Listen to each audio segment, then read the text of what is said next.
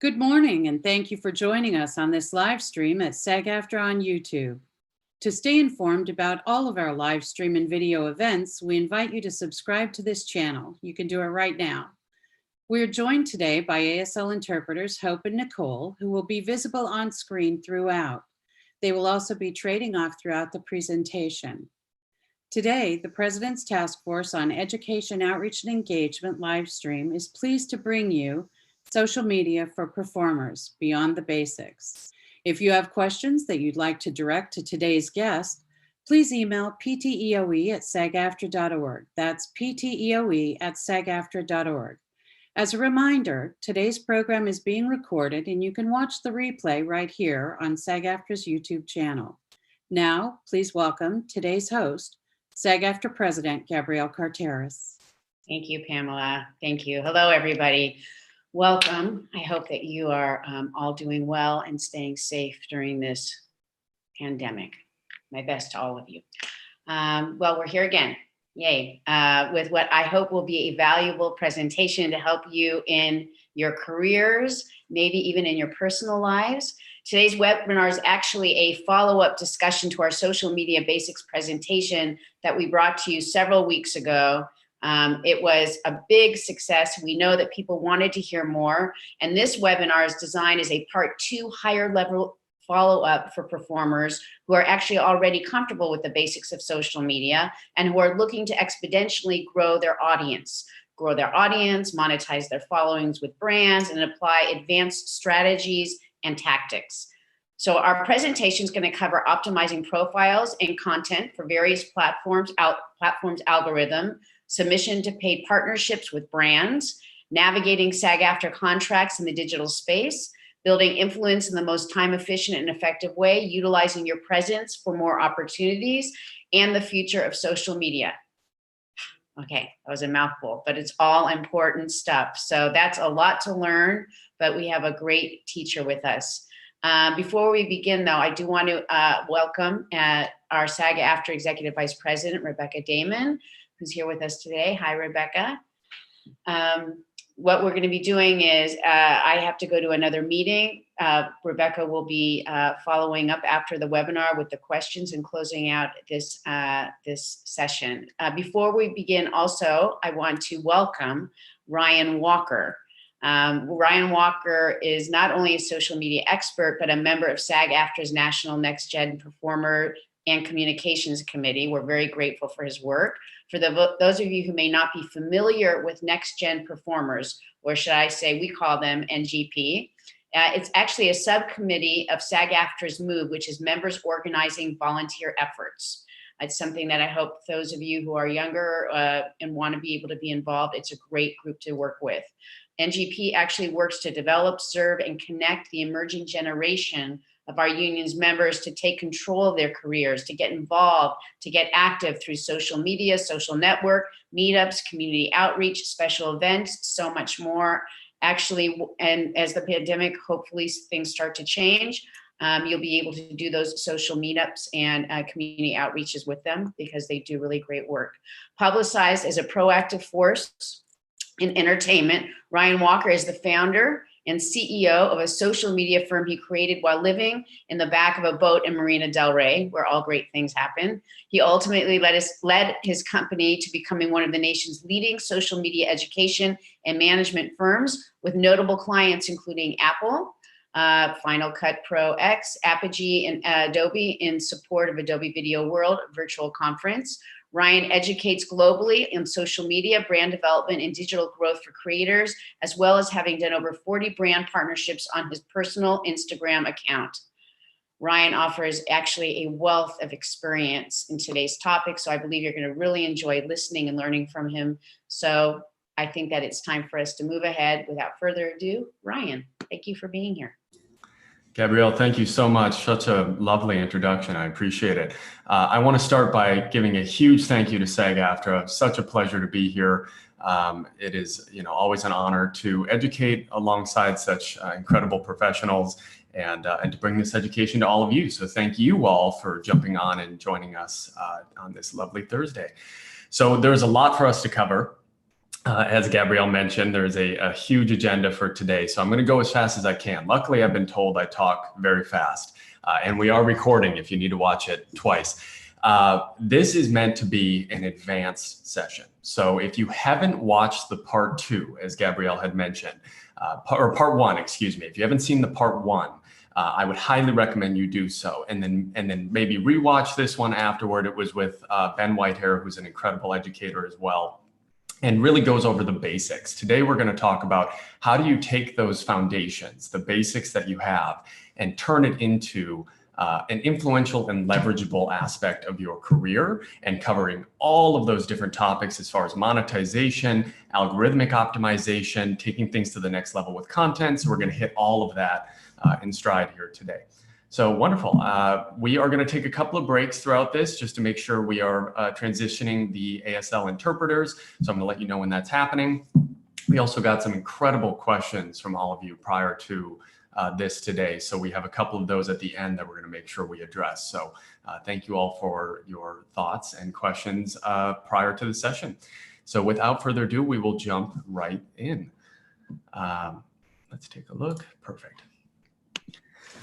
All right, so not too much about myself, but just to give you a little bit of background on who I am and how I got here. So as Gabrielle mentioned, I founded TSMA, which is a social media firm here in Los Angeles, from the back of a boat in Marina del Rey. So that's not this session here today, but I do some sessions on how anything is possible. And if you put your mind to something, you can build, whatever you dream of. But that's another time. So I built TSMA basically from the ground up to work with amazing partners and clients like Apple. We do their Final Cut Pro Summit events and social media. We've educated with Apple around the world. Casting networks, OWC, Ceramonic, Adobe, Television Academy. So we've had the pleasure of working with some really amazing companies and people. So a lot of this experience comes from that background, the higher level strategies that go into a multinational business. And the other half of today is coming from my background in casting and doing partnerships myself. So I actually started in casting with some incredible casting directors. We cast many of the seasons of Narcos. We cast Coco for Pixar, Islos High for Hulu. So seeing what was happening behind the scenes in the room is actually what started all of this to begin with. The beginning of my journey was hearing exec producers, network studios, and directors ask for people's social media handles after they left the room. So that was really impactful to my journey, especially just being in the room as a reader, camera operator, whatever it was I was doing. I noticed that was becoming a big part of the industry. This is maybe 10 years ago. This is back right after Instagram was a filter app and then became a social network and then was purchased by Facebook. We'll get into that in a minute. But at the time, it wasn't something that I think performers even realized was a part of your marketing strategy. Yet the people that were making some of the financial decisions were looking at it. And I'll get into a little bit of why they're doing so. Again, that's part 1. We talk more about the industry shift. This is about some higher level applications, but that was my background that got me into all of this. And as noted, I've done over 40 partnerships with various companies around the world, Jamba Juice, National Geographic, a lot of different resorts and hotels. So I do a lot of traveling partnerships. So I'm going to get into that. And that's going to be the bulk of the end of this presentation here today, is how did I navigate those? How did I procure that work, either for myself or go through my agency to do so? Of course, SAG-AFTRA, and always anytime you're on video and doing any kind of commercial, the different various contracts that you can either push for, fight for, or put in place for yourself. So we'll get into all of that today. I've had the pleasure of educating around the world with many great groups on social media, and I'm an escape room addict. So for my fellow escape room addicts that are in quarantine currently, I feel you. I've done a couple of dozen escape rooms here in LA and have some great recommendations if you want to reach out afterward. So wonderful. I just want to do a little bit of recap on the next slide of part 1. Maybe about 5 minutes or less, just about what we covered to make sure we're all up to the same page here today, so you can really pick up at full speed. So part one is mentioned by Ben, as you can see in the grid here, and we have the pleasure of working together at the company I mentioned. So part one was brand quality consistency. That is the foundation of posting on the platform. You're posting quality content consistently within your brand every 2 to 4 days as formal pieces of content, picking your brand points, what are you posting about, diversifying your content, making sure it looks aesthetically pleasing and cohesive. So all of those things were covered. Optimizing your profile. We talked about things like, or Ben talked about things like your handle. So making sure your handle is searchable, that you have I am, it's, life of, adventures of, the official, the real, some kind of approachable and easy to find handle. And then optimizations for your bio, the link in the bio, things like that. So all of that was covered previously. So we're going to move on from there. Engaging with a potential fan base, commenting, liking content, actively going out and engaging with other people on the platform. We talked about, Ben mentioned lead, which is basically his outreach, basically the foundation of his education in outreaching to the industry, making relationships, leading with value on social media, creating content with others, photo shoots, video shoots, still imagery, graphic design. And then we touched a little bit on 10,000 followers for new opportunities. So I'm really going to dive into that today. What is that threshold? How do you value yourself as an artist, but also on social media, your following, verification, all of those things. But that is actually where we ended off last time, is the end of the rainbow. There's new opportunities that come once you've built this presence. So that's where we're going to pick up today. So with that, I have one final bit of recap on the next slide is the social media demographics. So Ben showed this in his presentation and mainly was talking about where to invest your time as an artist. There are so many different platforms out there right now and so many different ways you can put energy into the social media space. The general family tree here, and I'm just going to recap this, is that Facebook owns Instagram. They bought Instagram for almost $1 billion. Instagram was actually meant to be a more visual, algorithmically driven medium for content creators to build an influence, whereas Facebook is digital networking. So let me just make that distinction again. Facebook, digital networking, Instagram, digital marketing. Very distinct, very separate platforms. That's why Facebook bought Instagram. So we got a few questions prior to this today about building a following on Facebook. And I would advise that that's actually ill-advised, because Facebook is meant really to build that relationship with your family, friends, people you've worked with before, reconnect with people you haven't seen in a while. That's what it's actually foundationally built for. Now, there are fan pages on Facebook that you can continue to generate and post content on, build up a fan page on Facebook. It's an older age demographic, so that's something that is a benefit to Facebook, but there really isn't much leverageability or monetization opportunities that come through Facebook and building a following on Facebook. So today we're not going to talk about that as much. I think there were a few questions on Facebook optimization, so we will get into those. But really it's about Facebook's platform, Instagram, that we're going to be looking at primarily here today. And I'll get into why. It's a sort of a race for monopoly in a sense between these various different platforms. We got a lot of great questions on YouTube. YouTube is a saturated market. There is so much content on YouTube right now. It's long form video content. There are billions of users, but there's billions of hours of content that are currently uploaded on the platform. Very hard to work with any sort of algorithm they have for optimizing content using meta tags and search engine tools to get your content in front of people. As a performer, it probably means that you have to script, shoot, and create your own content that is topical, relevant, and has such a great hook that at least a couple thousand people will see it. There was a lot of frustration that I had seen in the questions prior to this about trying to build a following on YouTube. It's really hard to do. It also isn't the best place to monetize through ad revenue or through brand partnerships, unless you already have an audience there. If you already have an audience there, I'm gonna give you my Instagram here at the end to make sure that you have my contact and we can talk about YouTube. But again, we're gonna primarily focus on Instagram. So I think Ben said this joke, but it's a joke that we like to have here at the office is Twitter is a great place for news, politics, and celebrities to apologize. It is really it is not a visual medium. It is a text medium. Basically, you have a set number of characters, as you know, that you can use on the platform. And just as a visual artist, as a performer, as someone who's on stage, who's dancing, modeling, singing, acting, dancing, writing, directing, producing, you name it, Instagram is going to cover all of those bases. So we'll get into that as well. Snapchat, TikTok, and Vine, Instagram Reels, some of the short form video content we are definitely going to touch on today because of the virality of that content, the shift in the marketplace right now towards short form viral content, Quibi aside, but really those platforms specifically have gotten a lot of traction. It is definitely something to note, but there is also some nuance that comes with being a performer and building an audience on Snapchat, TikTok, or Instagram Reels. If you're not familiar with Reels, we will definitely get into that today. Vine, 0 users. Unfortunately, Vine fell apart. The reason that we have Vine on the slide is so that we can note what potentially could be happening to TikTok, for example. I will just lightly touch on TikTok. They had a really tough month.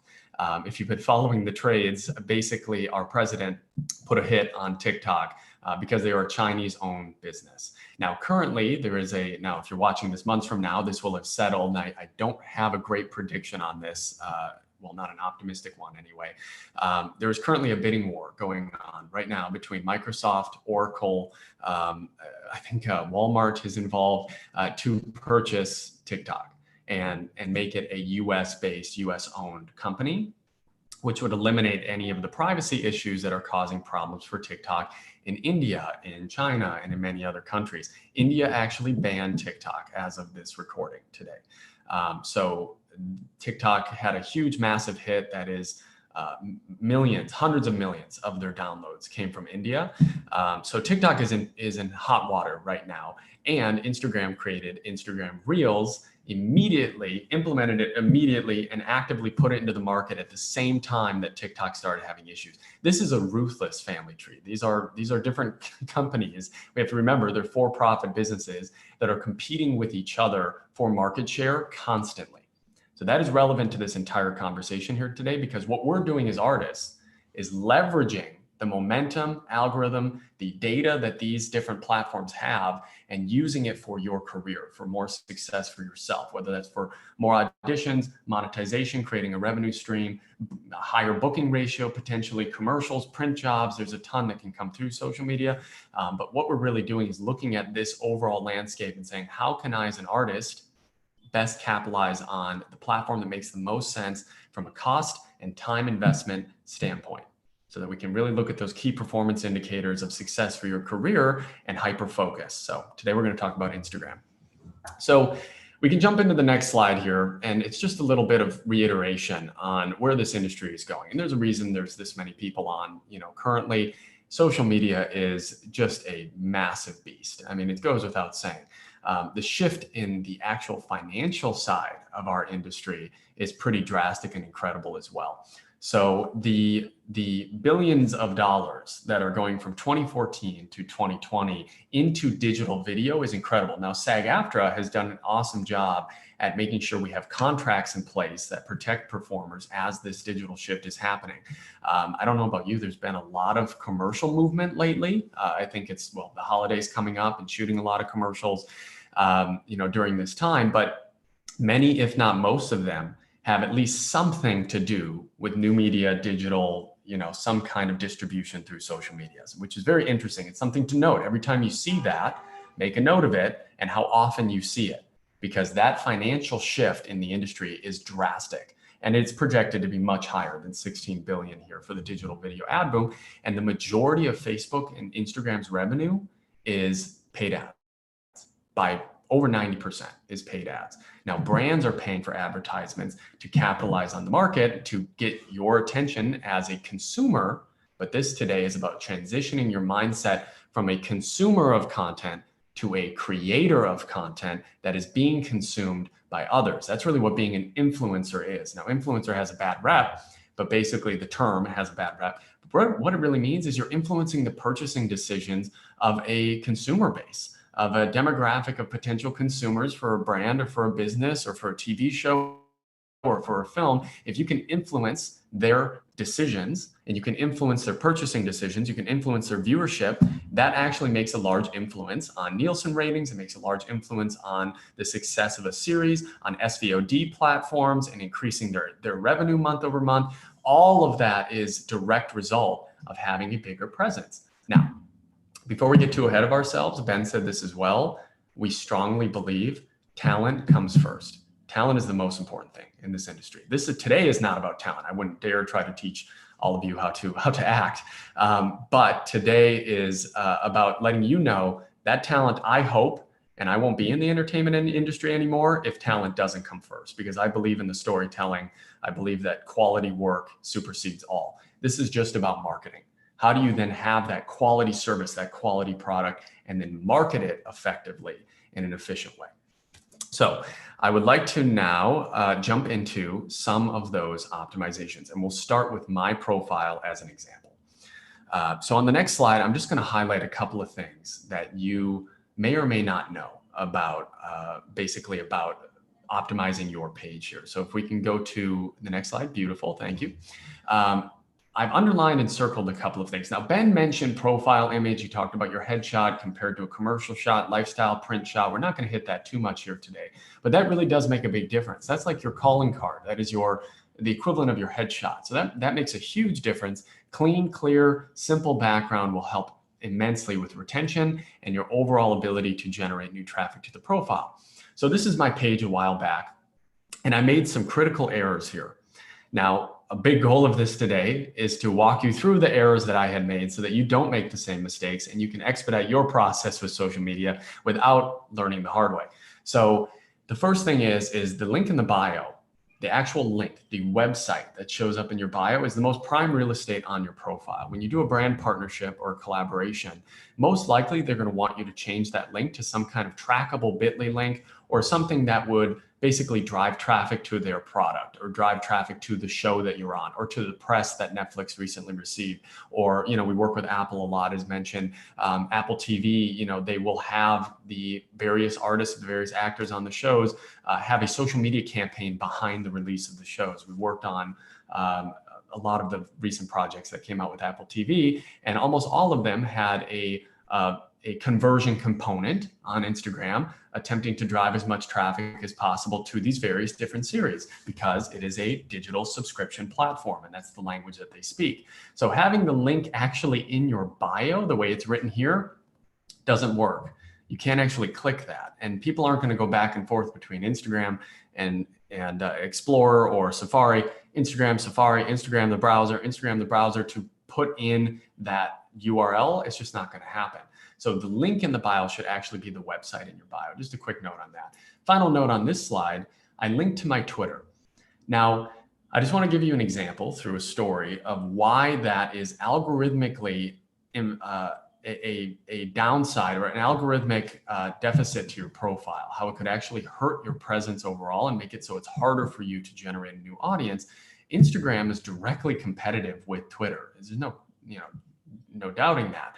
So if I were to go into IHOP, for example, and I sit at IHOP and I have my breakfast and I say, you know what? I want to go to Denny's. And I stand on the table and I say, hey, everyone who's in IHOP, come follow me to Denny's. They have really great breakfast too. Actually, different breakfast than IHOP. I will probably get kicked out of IHOP. It's just the way businesses work. You're not going to be able to promote another business. That's why you can't bring food from another business into a restaurant, because it's not their food and they're paying for that space. Consider it the same way in social media platforms. Instagram isn't happy with people who say, go follow me on Twitter, because what you're doing is actually driving traffic away from Instagram and sending it to Twitter, which can make a huge problem for them being able to retain people on the platform. So linking to your Twitter on Instagram can actually hurt you algorithmically. Now, these are the secrets of the trade. I understand this is on YouTube, so hopefully I don't get a call from Instagram. But these are really the things that you will never see in their API. You will never see in their public like changes for Instagram or things that they're taking into consideration for the algorithm. These are just based on our experiences and managing hundreds of accounts. People who are just beginning all the way to huge businesses, it makes a big difference. So I would advise don't link to other platforms. The link in the bio every once in a while can be a YouTube video, can be a tweet that you had, most likely it'd be a YouTube video. I haven't seen that make a huge difference, but if it's in your bio itself, it can hurt with optimization, or it can help with the algorithmic optimization, making sure you show up on discover pages and on hashtags. It can also hurt with verification, which we're going to talk about at the end. So just something to note there. So we can go to the next slide a little bit later in my journey. Now we're going to talk a bit here about the changes. You can see how drastic Instagram has changed since that last slide there. They added highlights. I personally graphic design all of my highlights. Our team graphic designs all of our clients' highlights. So that's something that I would also advise to match the aesthetic and cohesive structure of your profile. The more beautiful and pleasing your profile is to the eye, the more it subconsciously translates to casting and otherwise, that you have an understanding of your marketing. And chances are, if you have great content, you're posting consistently, you have graphically designed highlights, your profile looks beautiful, you have an optimized and well-written content and copy, you can probably show up to set on time, you can probably wear the right wardrobe, you can probably get off book with your lines, because it just shows a level of professionalism, and you know, it shows also someone that they might know, like, and trust. And Instagram's great for that. So if it's not always about building a huge following, it's also about representing the quality of the work you do as an artist through the quality of the work you do in your marketing. Those two are hand in hand. That's really all I wanted to show here. IMDb link and otherwise, Ben covered that last time. This is really just about the visual changes in Instagram. And in the next slide, we can talk about some of the actual logistical changes that have happened recently. So again, a little bit further down my journey here, you can see the highlights have changed color. The graphics have changed here to match the new aesthetic on my profile.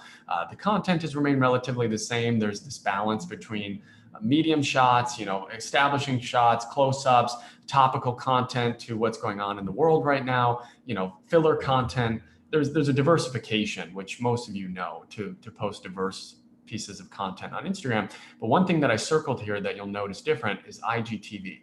So that's a newer part of the platform. It's not the newest by far, but it is a newer part of the platform.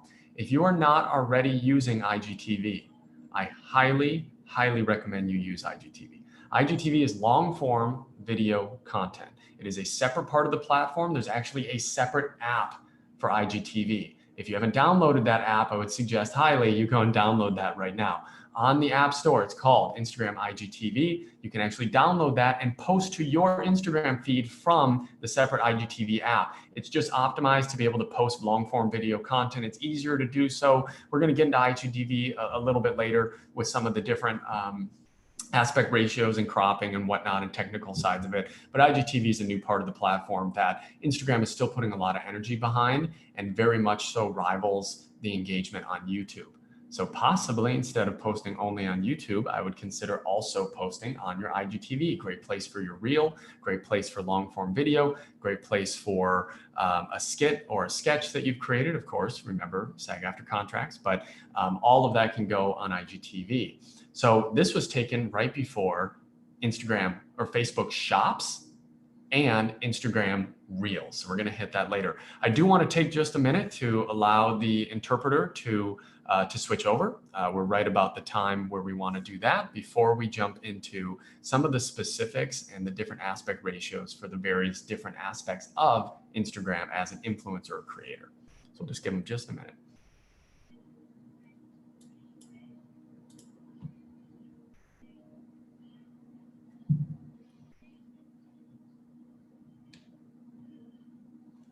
Excellent. So let's jump into stories. So stories are short form, casual, impromptu pieces of content. If you're not already using stories, most of you are, being an advanced class, I would recommend you definitely start today. Having one story up at any given time makes a large difference with audience retention, engagement with your audience. It doesn't have to be super high resolution, incredibly, well-crafted content. It can be very much so candid. It can be a screenshot of this presentation today with some text layered over it saying learning social media from SAG-AFTRA, and tag SAG-AFTRA, of course. That alone is a great story. It is basically a window or insight into what you're doing on a daily basis. Now, For some of you, you may be feeling, this kind of turns your stomach a little bit. Why does anyone want to see what I'm doing on a daily basis? Why am I even doing social media? It feels a little bit inorganic, or it feels like it's against the grain for me as an artist. I totally hear you. I will tell you, I couldn't stand social media when I started. I forced myself to learn how to do it. And then I fell in love with the content creation component and the ability to get content out there and distribute it myself. That was super and very much so exciting for me. Now I use it as an opportunity to work with brands that I love, to connect with my relationships and friends, to do cross-marketing campaigns, and of course, to say it changed my life is a ridiculous understatement. So social media has been a really good time investment for me, to say the least. But for most of you, it might feel like, I don't want to put my life up there every day. Well, then put your dog on there. Put your, maybe you're growing a garden in your backyard. Show your followers what you're working on. Maybe it's just quick clips that you can pull from some of your scenes you've done recently, as long as you have permission to use them, of course. It could be just a fun boomerang or a GIF on a clean background. It could be text, just inspiring and motivating. It could be relevant and topical things happening in politics or the industry right now, and you're just reposting.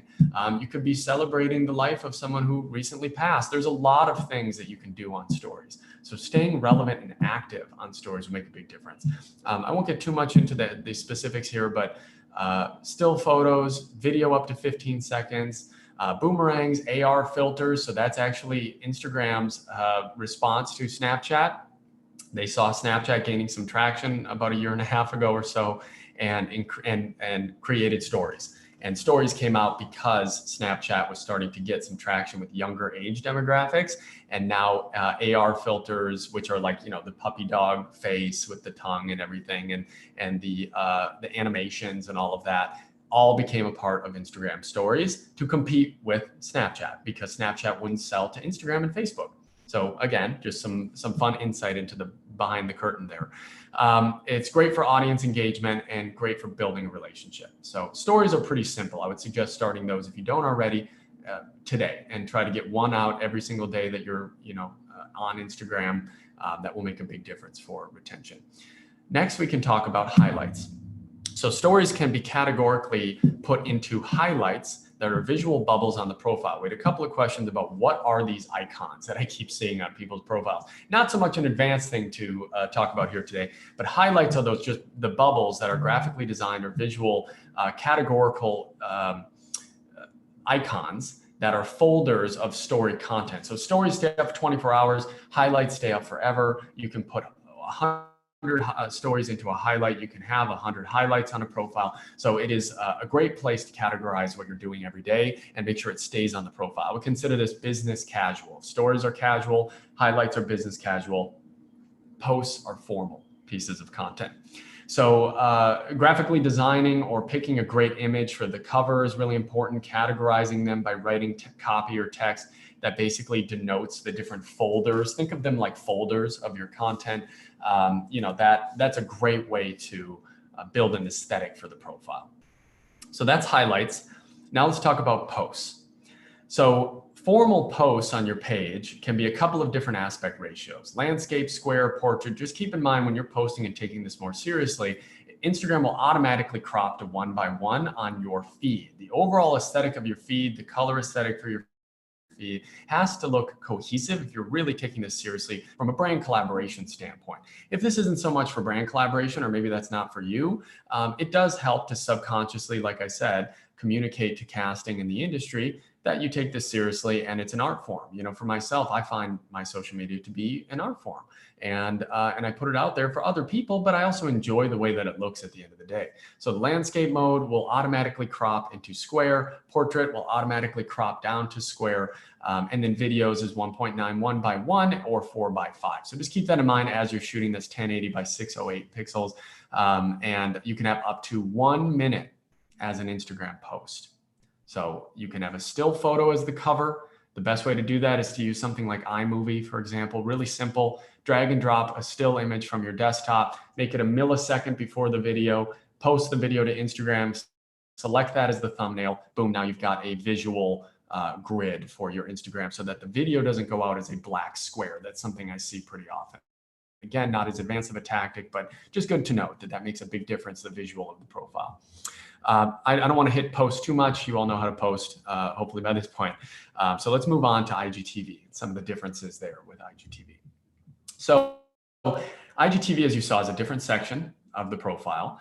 It's the newest feature for Instagram, and it's up to 60 minutes of video. You have a 15-second preview. You have up to 1 minute that you can post as just a post, but if it goes longer than a minute, it's automatically going to be IGTV. You can upload 15 minutes from mobile, up to 60 minutes from desktop. Again, highly recommend this. Instagram's algorithm is pushing this. It is a place for you to grow a following and to grow your engagement, grow your audience. And the more you do it, the more you build it, the more that people are going to be interested and engaged. The second half of IGTV on the next slide is just the aspect ratios, the formats and size. When you're posting a long video, post from desktop. You can post to IGTV from your desktop computer, your Mac, your laptop, your whatever it is. Make sure it's MP4 only. You want to put the preview in, the cover image, you have a title. It will walk you through all of that. We don't need to hit that with our time here today, but basically 10 minutes is maximum 650 MB, 60 minutes is 3.6 gigabytes, and it's a minimum 30 frames per second. So just keep all of that in mind when you're doing it. Instagram will automatically down-res any video you put in there. So if it's a 4K video, you're not going to see 4K on your phone. So when you upload the video, you'll see that. All of that will be covered when you use IGTV. All of this is just to say, try it out, create a cover, use, put the title in the safe space in the center. And just for the sake of time, if you want to screenshot this or come back to it later, this is a good guide for you as far as aspect ratios for creating covers and posting IGTV. Now, let's talk about Reels. So Instagram Reels is the newest feature on Instagram as far as content being posted. It's direct response, Instagram, to TikTok.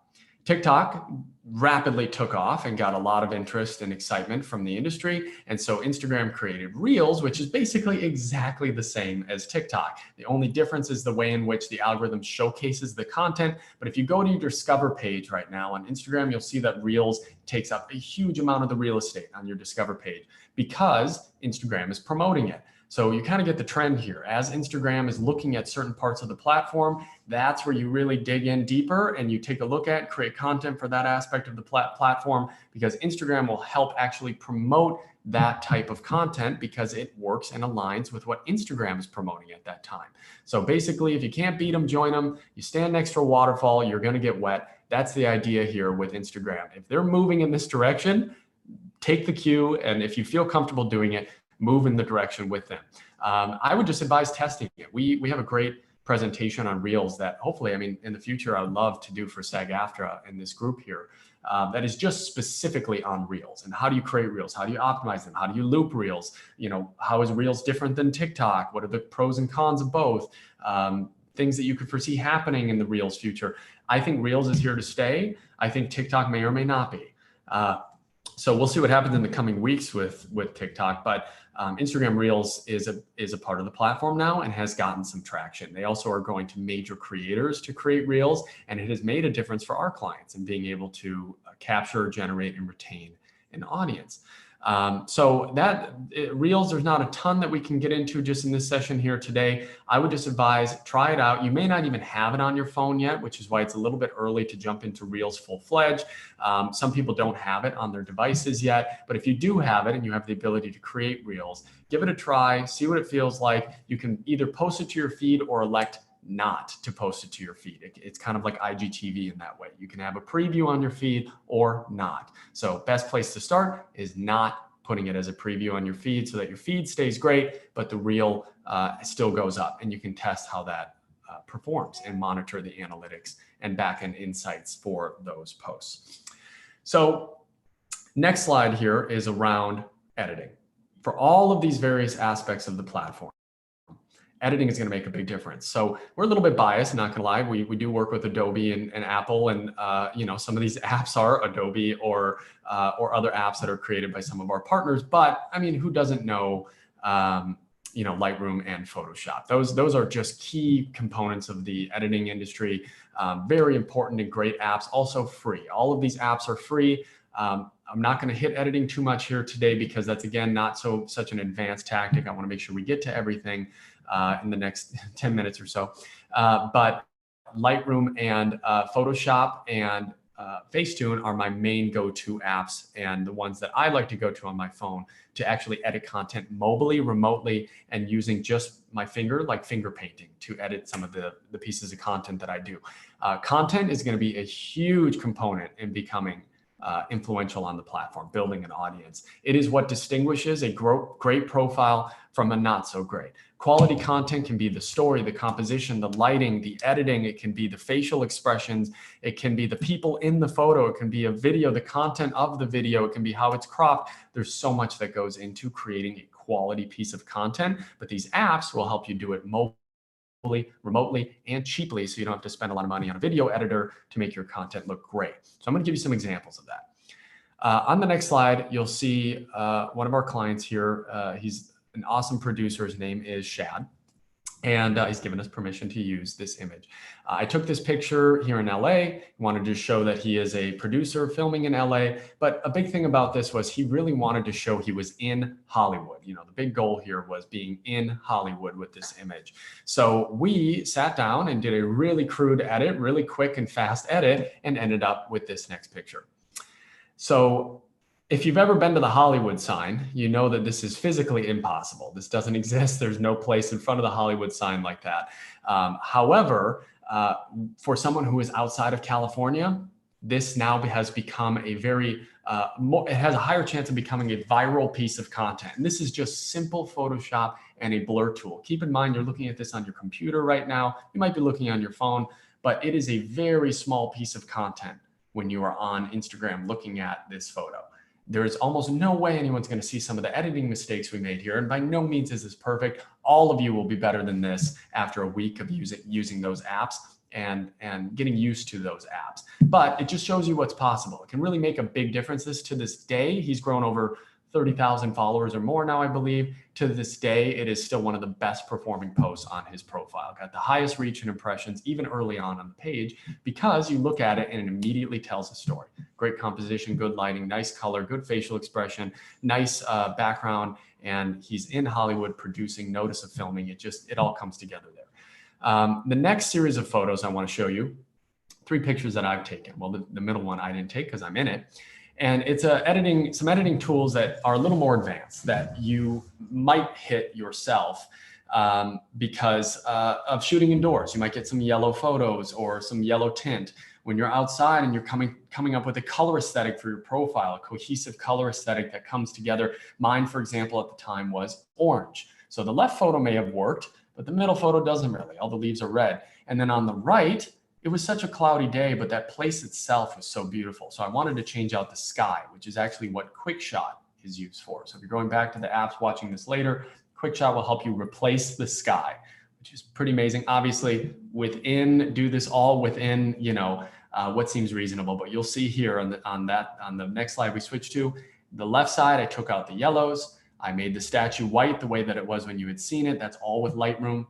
Middle shot was also with Lightroom. It was a selection tool. I turned it from red to orange so that it matched my profile. And if we can go back, I'll show you on the right image something fun that I had done. The fountain wasn't actually on that day.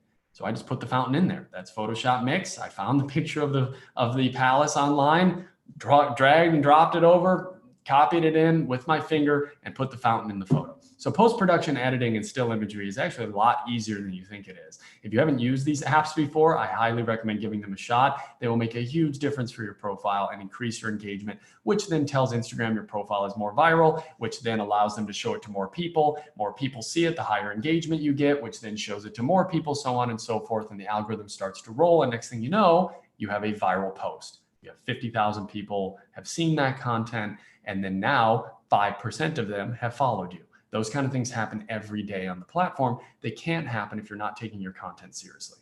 So these are just some examples in the travel space. The same thing applies to whatever your brand points are.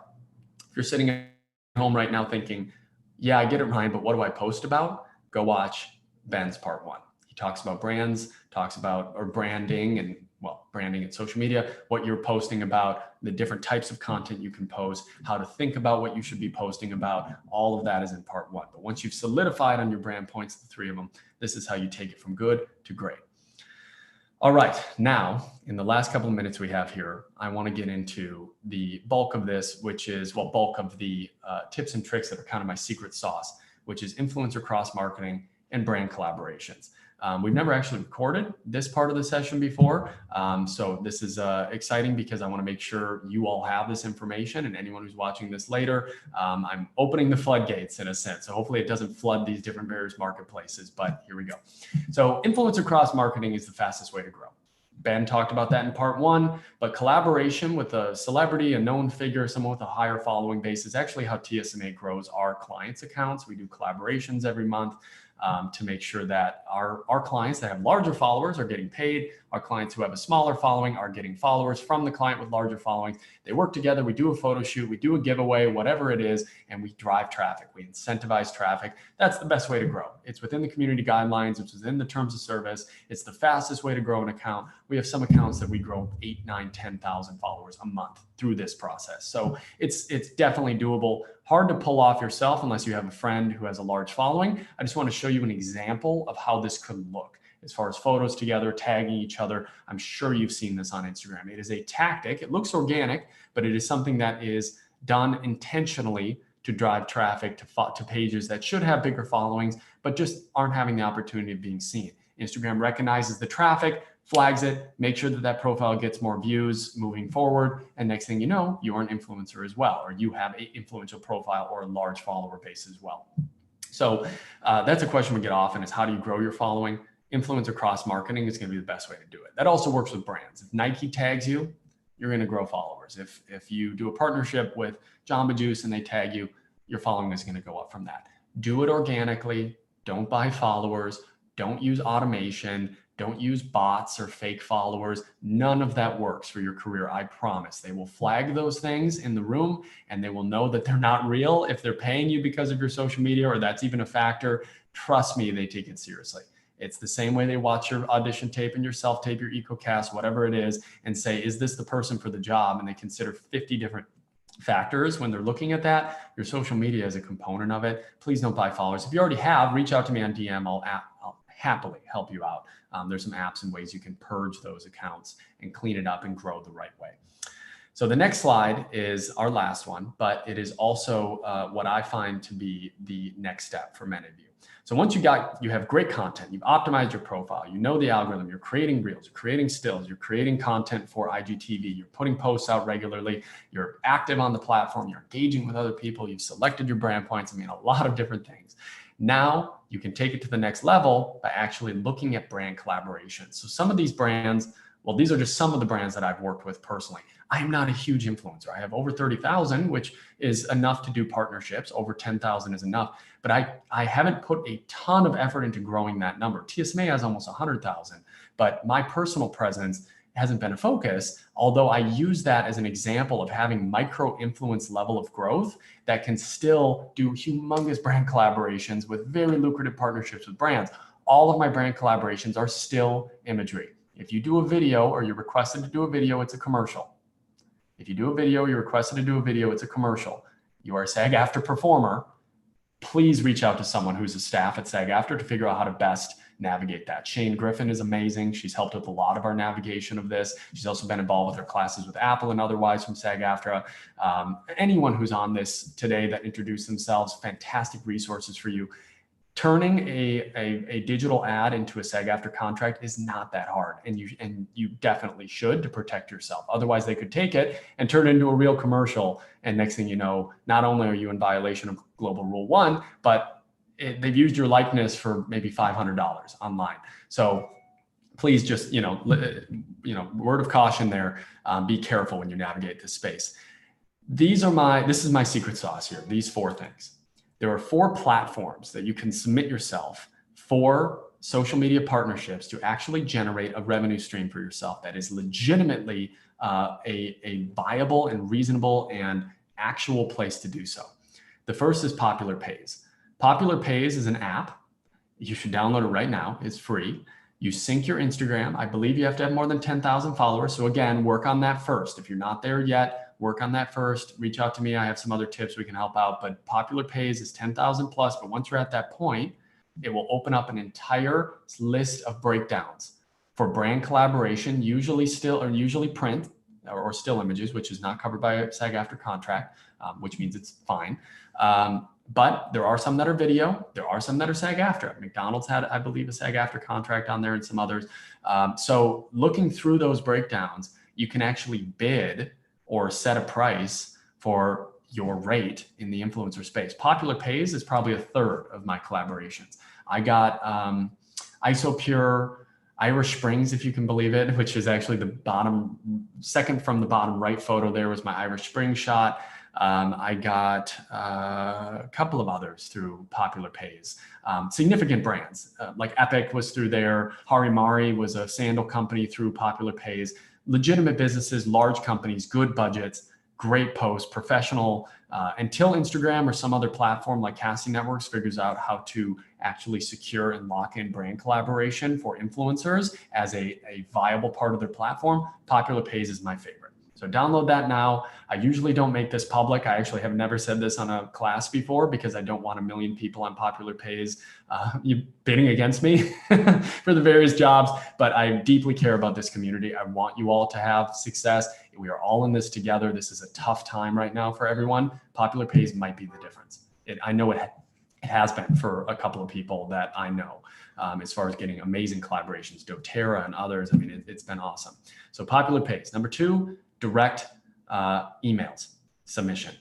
Finding the brands that you love every day, whether it's, I like this coffee brand, or it is the phone case that you use, or it's Simply Gum, which was a partnership I did. You look at the various different products and you say, if I'm spending money on this, I could probably do a partnership with these companies. And you reach out. I was walking by a Jamba Juice. Oh, excuse me. Jamba Juice reached out to me, but I happened to be at a Jamba Juice or near one when it happened. And I locked in the collaboration and got shots right away. I'm trying to look at these examples here. Celebrity Cruises is a cruise line pre-pandemic I used to take all the time with my family. And I realized, well, why don't I just reach out to them and see what we can do and if they'd be interested? That was a huge multi-$1,000 collaboration on social media. It's this third photo from the left on the bottom was all they needed. That was the entire collaboration, was that photo in one of their new rooms on their Celebrity Cruise Line Edge, the new ship.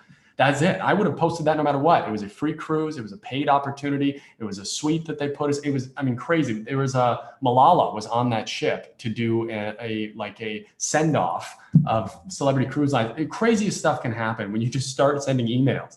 So I sent 50 emails and got 35 yeses in my first couple of months of doing this.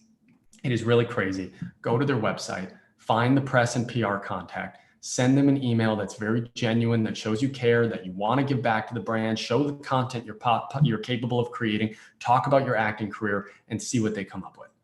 That's the best way to do it. That's a really great way. It takes more time than popular pays, but if you come with great ideas, it's very unlikely they'll say no flat out. So that's the next one. I know we're a little over on my section here, but this is so, so important.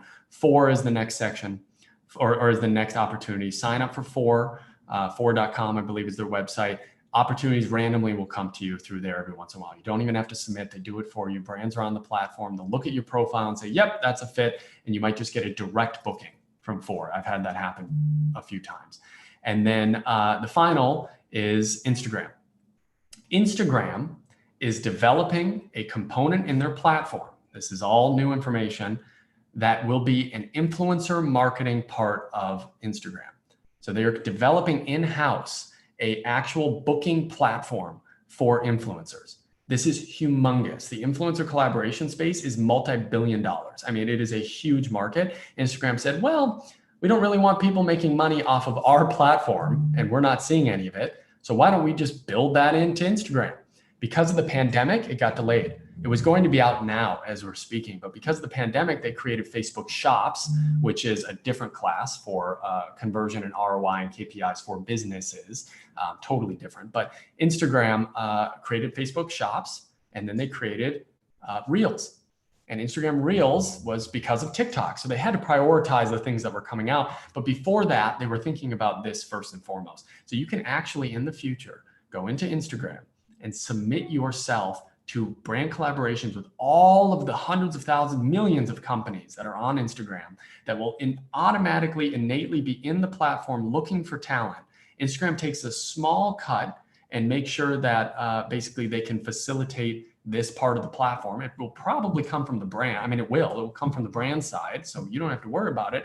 And there will be an entire marketplace of new opportunities. This will be incredible for all of you performers. This will be incredible for SAG-AFTRA. There'll be more work than we've ever had before because Instagram is going to find a way to take that ad revenue that people are already spending on their companies and also allow them to spend money on influencer collaboration. So you as an influencer on the platform are directly and perfectly set in a position where you can capitalize on this new development in the industry and potentially find some revenue streams for yourself. So that is coming soon. Knock on wood here. I'm excited about that. If you can't tell, I think it'll be a really huge development for people, but it doesn't work if you don't have a profile that represents the quality of your work as a performer.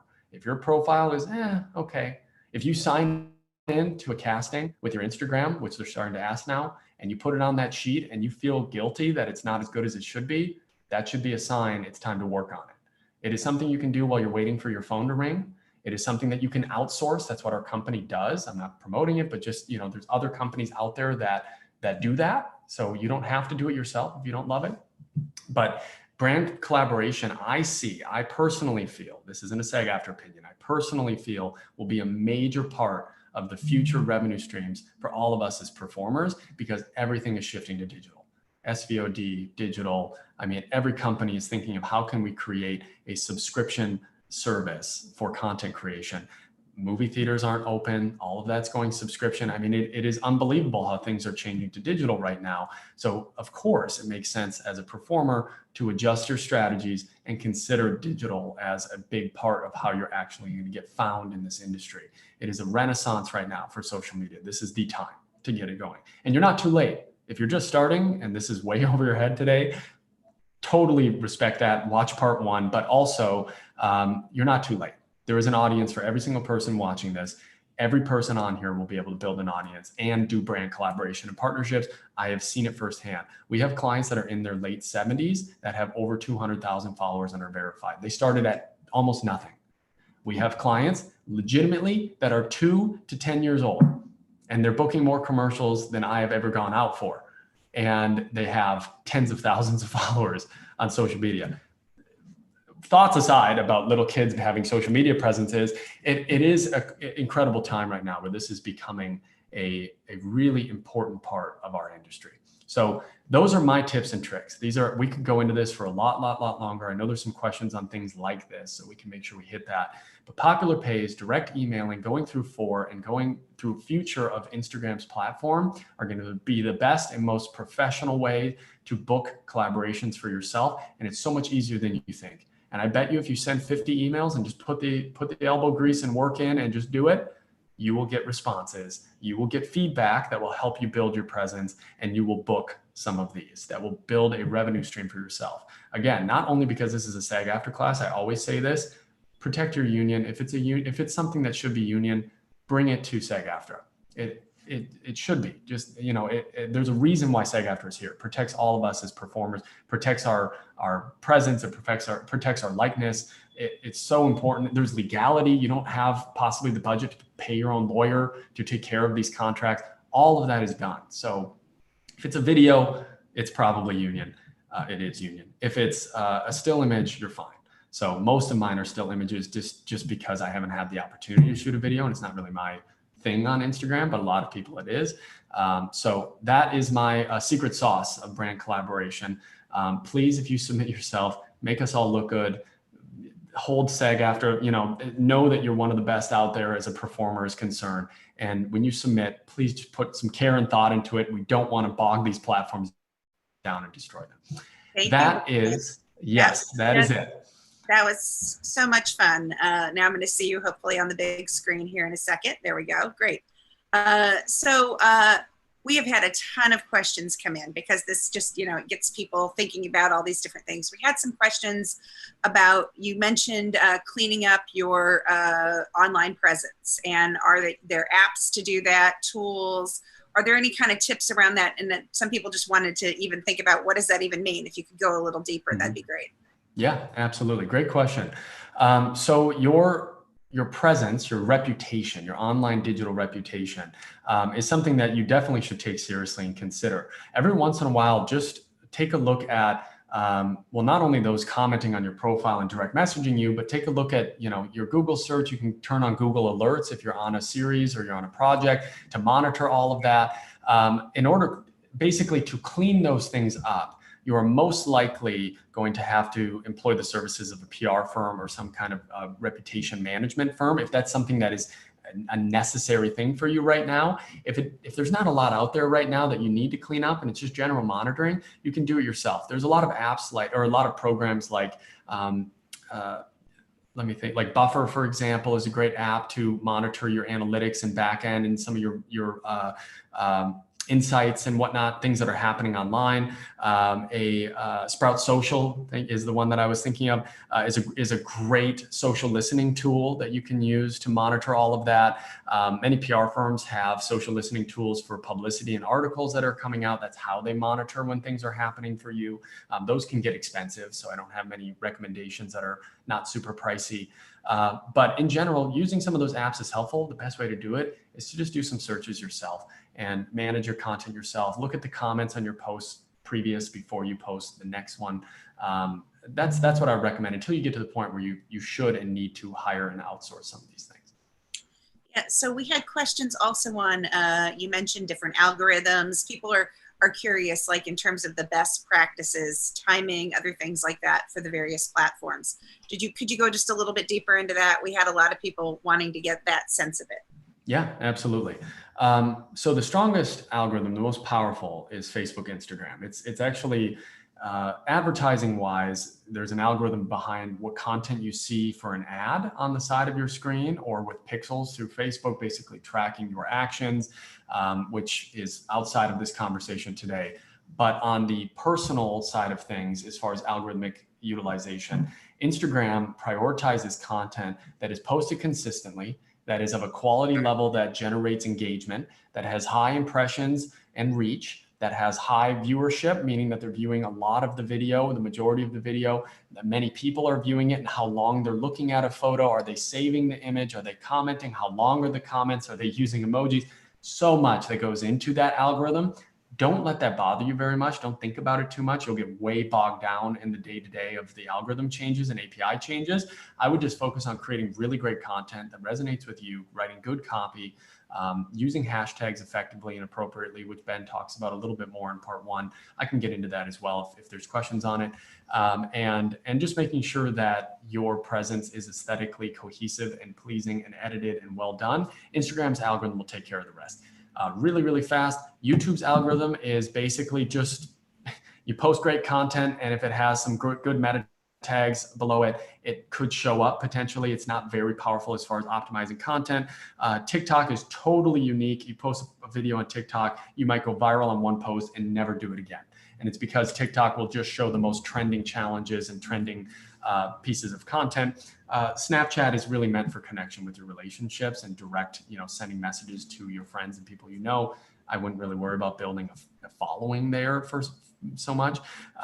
Twitter, if you put quality content out, you'll eventually build a follower base. There's ways to do that, like through giveaways and incentivization on Twitter, tagging people, retweeting, things like that. That just being active is the key there. Instagram has the algorithm that you can really manipulate in a sense and work with. And that's also why we focus on it in this class here today. Great. People wanted to know your thoughts on pre-scheduling and using tools to pre-schedule like Hootsuite or other programs. Mm-hmm. Do you think that's helpful? Does that have is there a preference around that? Does it really help you boost because now you're posting more regularly because you can pre-plan? What are your thoughts? My feeling has always been, if you create this beautiful package and you work very hard on the content, you do the photo shoot, you edit it, you you bring a photographer, or you pay a friend, or you do it with a friend, whatever it is, and you really craft this content, you write your caption, your hashtags, you do it, I believe you should hand deliver it. That's just my personal preference. I think that if it's your only account, you should just hand deliver the content, meaning post it yourself through the platform natively and organically, because you'll be able to monitor engagement immediately. You'll be able to make sure that content is exactly what you want it to be, exactly when it goes out. You can make sure it's topical and relevant. I've seen issues with using Buffer, Hootsuite, Later, Loomly, Hey Orca. I mean, there's so many different platforms. There's issues not with the platform because they're Instagram partners, so you don't have a problem there algorithmically, but using the platform to post something like a smiling selfie, for example, and then let's say Chadwick Boseman passes away.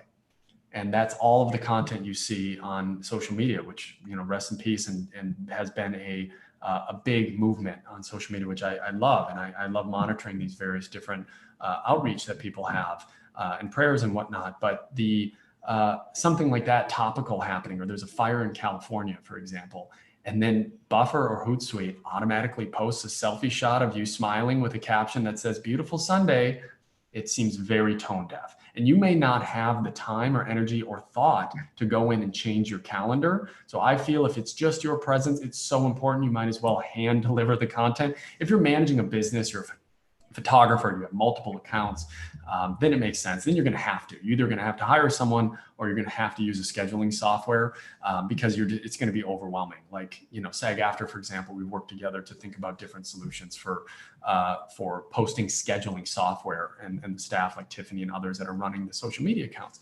That is an important part of managing a corporation or business, a union, or large group. For an individual, I would just suggest doing it yourself, unless you're overwhelmed. And, you know, in that case, it could be helpful.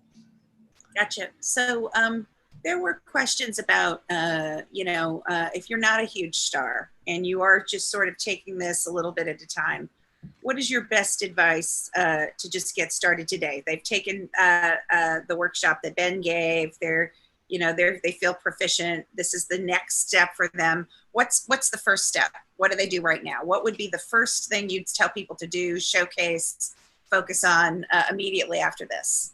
Love that question. Compile and create content. So the first thing to do, the biggest hurdle you're going to hit in this is you're going to run out of content if you're just starting. So the best thing you can do is create as much as you possibly can. Look at archival content, throwback photos, stills from behind the scenes, or behind the scenes photos, or stills from your projects, your headshots. Look at your reel, look at your lifestyle and commercial print content, any print content you have in general, collaborations you've done with other people and businesses. Compile all of that and start doing additional photo shoots, start doing additional video shoots, write scripts, write content, go out and shoot it. Just make a ton of content, because if you have that backlog, you will be motivated to get it out.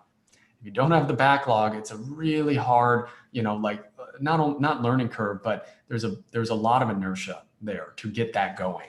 Once you start doing that, you will be on a roll. The reason people stop posting is because they run out of content. That's really the only way. It's not because we don't care. It's not because people don't know it's important. It's because we just run out of content. There's nothing good enough to post. So if you backlog it, you'll be in a good spot. That's the first thing you should do. Yeah. That's great. Everybody's asking about being verified. And can you talk about that? What's the best way to have that happen? How does it vary from platform to platform? Yes, absolutely. Instagram verification, just because we've been talking about that primarily, goes through a press portal at Facebook. So there is a team specifically dedicated to verification of global businesses or wildly influential individuals, people who are thought leaders, industry leaders, celebrities, known public figures. Do not be frustrated if you haven't been verified. It doesn't mean that you're not significant or that you haven't done enough work. It just means that Instagram's code hasn't recognized or flagged your account as someone that does have the chance to have impersonators, other accounts that are fan accounts that could make your account confusing, that the account potentially doesn't have the level of influence that denotes someone of note. Now, I've said this a lot. Many people have said, look, my friend is verified. He's not even on a show, and I've been on a show for 3 years and I'm not verified. Instagram has changed their policies around verification over the years. So it used to be a lot easier. There was a much more open, application process. And now it has gotten tighter and tighter and tighter and tighter. I think that they believe that they verified most of the people that have been on the platform. I don't think that's correct. Many of you should be verified and are not. And a lot of our clients should be verified and are not. The best way to do it is submission through a PR firm, social media firm, or otherwise, because they have a direct relationship. Otherwise, you can submit yourself through the platform. I have never seen that work. So I just want to make sure we denote that. I've never, ever seen someone submit through the platform and have that actually connect and work. So that's just a note. The other option is to just keep working on your craft, keep working on your booking, keep working on your social presence, and eventually you get flagged. That's the answer for all of the other platforms. You get verified on Instagram, you get verified on Facebook. Twitter's a lot easier to get verified. You can submit right through Twitter. I've seen people get verified on Twitter and never on Instagram. So that just submit through the platform on Twitter.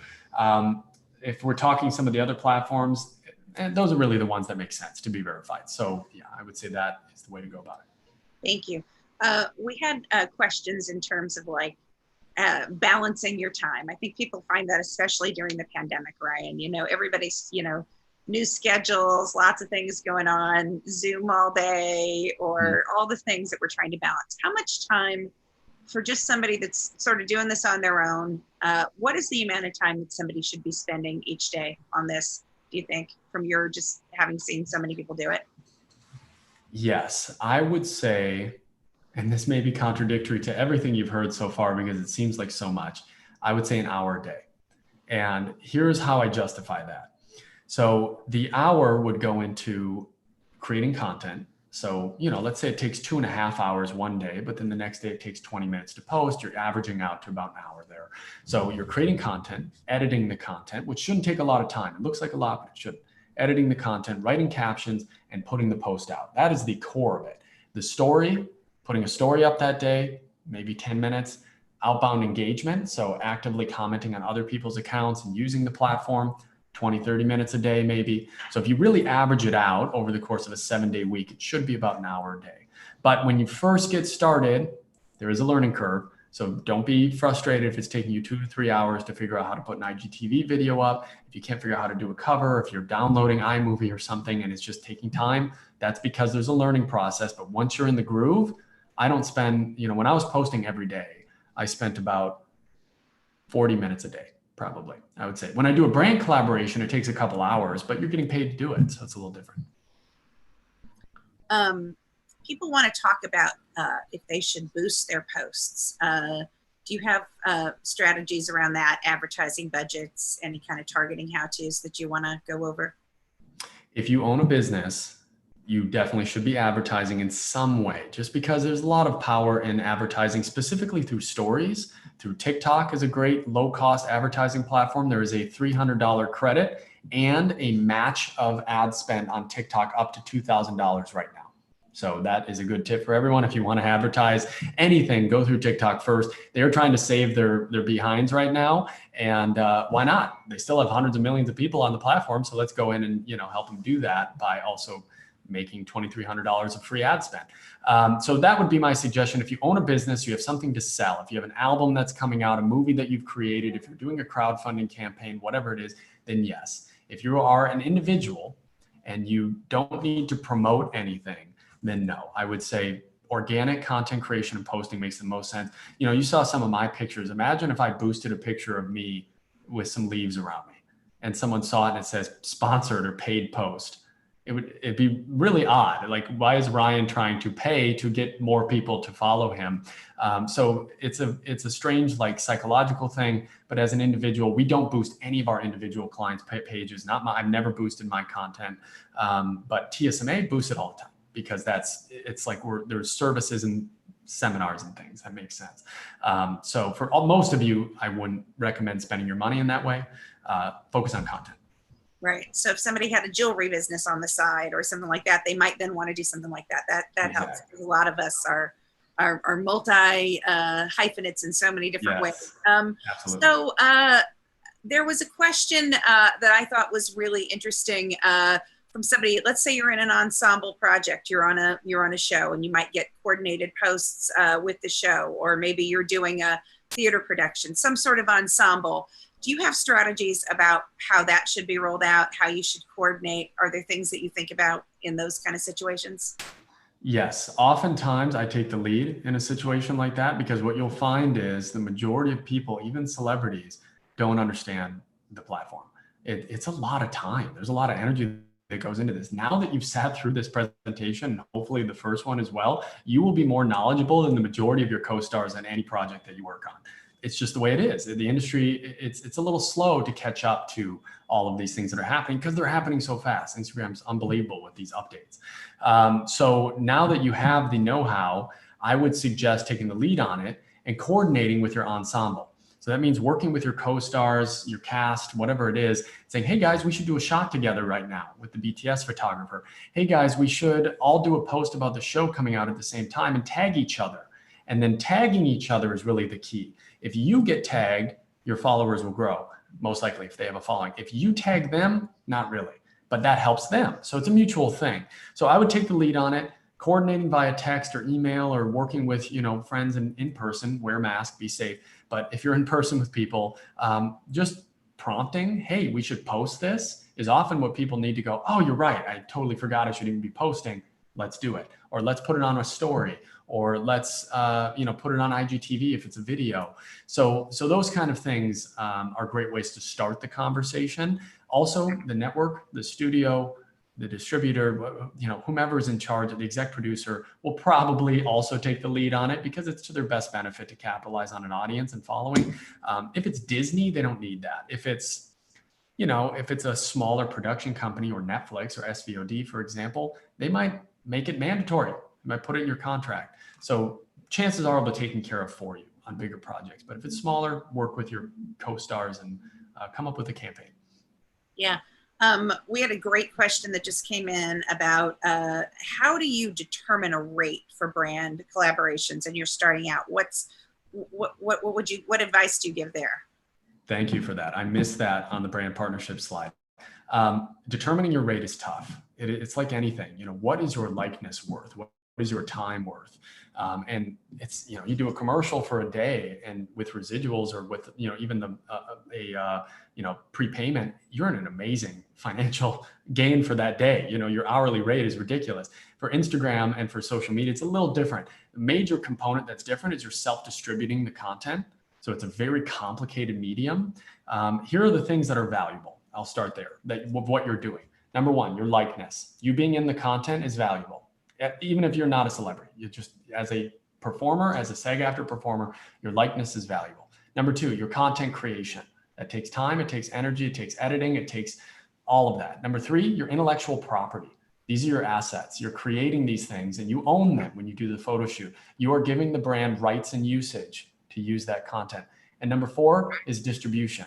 You're distributing the content to your audience. You have an ingrained audience being an influencer. That is why you're being purchased or paid for, why the content's being purchased, is so that you can distribute it yourself. Those four things are super, super valuable. That's what SAG-AFTRA fights for every day. So keeping those in mind, I can't give you a general rate for everyone here. It's very hard to know. But keep those things in mind when you are bidding or when you're going out and talking to brands. They're going to come back and say, amazing, Ryan, we're so happy to work with you. Here's a year supply of Lucky Jack coffee. And I'm going to go, well, can't pay my rent with coffee. So instead, it would be amazing if we could, do some coffee so I could do the photo. But also, I would really like if you could pay me XYZ, and then we could do this. What do you think about that? I'll do a story as well as a bonus. You start to negotiate. If you have an agent that knows this space, we work with a lot of agencies, help them build digital divisions, have them take it over. They'll know what to do. Often the brand will want to work with you though. So it's hard to say what your rate is. Some say 1% of, or 10% of your engagement. If you get 5,000 likes, $500. I don't think that's realistic. I think that's very, very low for what that's the industry standard, quote unquote. But that's for people in Arkansas who have never acted and are not union performers and don't create quality content. And they're just like, yeah, I'll make $500. I have a TikTok that went viral. That's what that's really standardized for. This is different. This is content that the brand will see and go, okay, this is quality, high level content that we would have spent $10,000 to shoot, develop, and get the rights to. So, maybe something in that ballpark. Yeah, so I'll be just slayed by people if I don't ask you one of these questions. We got a lot of questions about hashtags and knowing when it's trending and how many do you use on each platform? When is it too many? And is there, advice that you have in terms of when it's a made up hashtag or where you're actually sort of tracking a conversation? People really want to hear that from you, Ryan. Yes, hashtags are a big conversation. Hashtags are search engine optimization tools or meta tags that directly correlate to a singular and individual piece of content that then allows for a new audience that otherwise wouldn't have seen that content to find it for the first time. That's a lot. Basically, hashtags are pieces of our individual words or phrases with no spaces that will allow someone who is following that hashtag, searching that hashtag, or otherwise out there in Instagram, it's specific to Instagram, looking for content that has to do with that hashtag. It will help them find your content and will increase your engagement and your reach, usually about 10%. So over time, that compounds and can make a big difference. I've had some posts get 500 likes, 600 likes organically, and then 1,500 likes from hashtags. And you can see that in your insights, in your reach, basically. And it's because it just kind of went viral on that hashtag for whatever it is. You can use up to 30. When you optimize and format the hashtags, I advise putting them in a comment as opposed to in the caption. We've all seen the post that's like, beautiful 4th of July with my family, hashtag model, hashtag actor, hashtag actor life, hashtag model life, hashtag model by the pool, hashtag follow for follow. It just destroys the message. So putting it in the comment in a way that's formatted and optimized will really make a big difference. If you're looking for how to do that, I am Ryan Walker is my Instagram handle. I do it on every one of my posts. So you can go and check that out and see how I'm formatting it. Final thing on hashtags, when you're creating them and you're thinking of what to hashtag for a piece of content, just improv.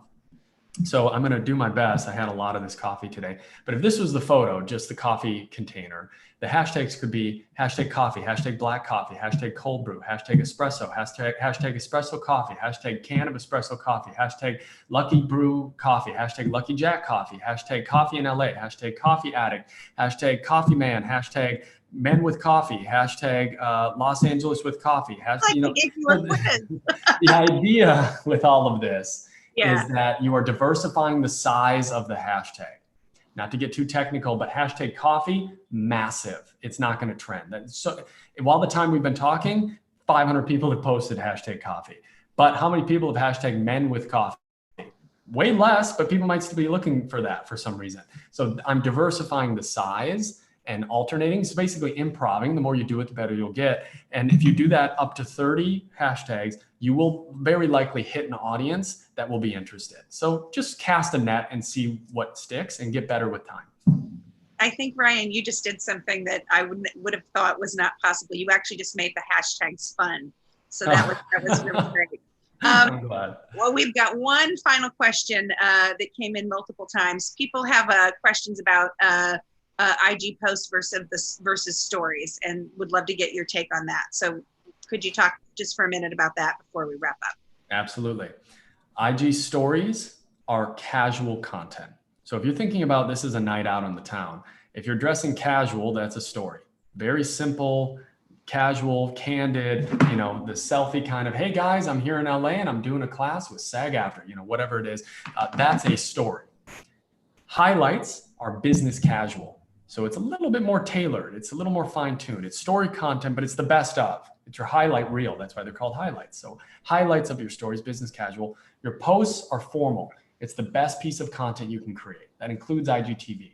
This is as high resolution as you can go, the best story, the really topical campaigns, the hey, I booked something post, the this is me in Forbes post, that's a post. So that's the formal content.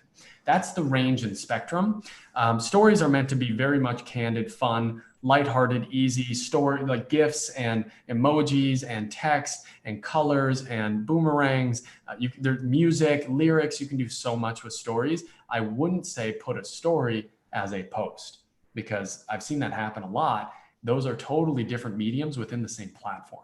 So just keep that in mind. There are distinct avenues that you can leverage and use that each of them has a different audience base. Your views on your story are going to be different than your views on a video on your post. And it's because it's the way Instagram shows that content is in different locations on the Discover page, different locations on people's feeds, and different when it comes to hashtags. You can also hashtag on stories, so keep that in mind. Not 30, it'd be a lot, but a couple here and there will help them show up on hashtags. Ryan, this is just terrific. It was a really wonderful presentation. A lot of fun. Fun with hashtags with Ryan Walker is what I hope that's the next one. For sure. And I just really want to thank you for taking out this time to be with us. I want to thank everybody who joined today. We had quite a lot of excitement around this. And I think it demystifies it for people, because I know for some people this is also stressful. And if it cannot be stressful, it can be fun, all that kind of assistance. And I want to thank everybody who tuned in today. We've had people turning in for the President's Task Force on Education, Outreach, and Engagement live streams all throughout this pandemic. And we want to make sure that people have opportunities to learn, both for their professional career, their personal lives, all of this throughout. And today certainly did that in a fun way. So I just want to remind everybody that if you haven't already, not only do you need to subscribe to SAG-AFTRA's YouTube channel, but make sure that you are actually liking, following SAG-AFTRA on, Instagram, Facebook, Twitter, everything, because it would be a real shame if you didn't take a minute after today's webinar to do that today, for sure. And you can always come back and watch this again on YouTube, because there really was a lot. And for people that want to go back and catch the earlier part one, they can do that. But there was so much. We had so many questions today that I wish I could have gotten to all of them. They were a lot of fun. So thank you, Ryan. Thank you, everybody, for being here. Wishing everybody a very wonderful, safe, mask-wearing Labor Day weekend. We are union strong, and we are SAG-AFTRA. And with that, I'm going to say goodbye to everybody. Be safe and wear that mask. Okay. Bye-bye.